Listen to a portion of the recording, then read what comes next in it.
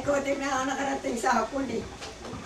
Hindi ba, dinig yung sinabi mo. Lola de Chip, hindi sisigaw, hindi marinig. Hindi ka sumigaw, hindi marinig yun. Sabi ko ate kay Agin, si Losia dapat nandito rin ngayon. Eh wala eh. Wala na, pinwento. Dapat Pero ano magkwento eh.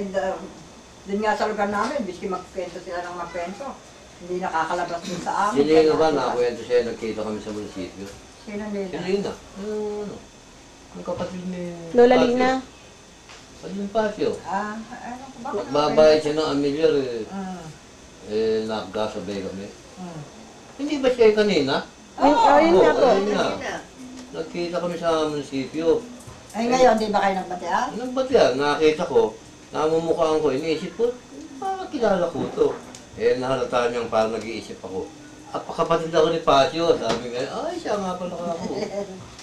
Pag ano yun, tinatatanong, kamasaya sila kuya, ito nga, mga ate, mga bitchin, Nagbabayad siya ng amilyar, ako nagbabayad din. sabi ni Pasio, wala silang sasakyan, namumblema sila. Sabi ni Pasio, sumama na lang kayo doon, sa mga ate, pagka kaya niyong tanghalian, tsaka tayo magpunta ron. Ayun. Wala silang sasakyan eh. Kanon nga ang pagsundo nung linggo, namumblema din sila. Wala daw silang sasakyan. Sabi ni Nanday, pagkasundo ko sa mga nanay ko, dito naman tayo magpunta kayo doon sa isang anak, kadarating din eh. Ba't nung linggo ba kayo dumating? Oo, nung linggo ng mga alas 2. Ang sandali lang naman ang ano dun eh, no? Tatlot kalahati na. Tatlong oras at kalahati. Hindi mo pa na ganyan Lapit mo. ang kung isang oras. Patingin niya. Asukat niya. Sukat na naman. Ako ang liit-liit ng paa mo, laki-laki ng paa ni Ading eh. Bakit pag nasukat, hindi na ba rin? Papaana siya. Eh, ganun din sa akin eh. Ako lang, ganyan ang tsinelas ko ngayon eh. Ang liit-liit ng Yung paa ano ni to eh, sumasakit sa tsinelas.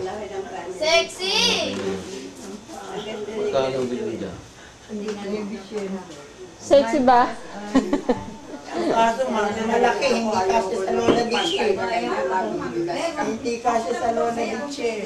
Ano sila doon, ati kasi nung araw, sila doon niya sa Singapore. Sol-sol. Ano si Chayong ng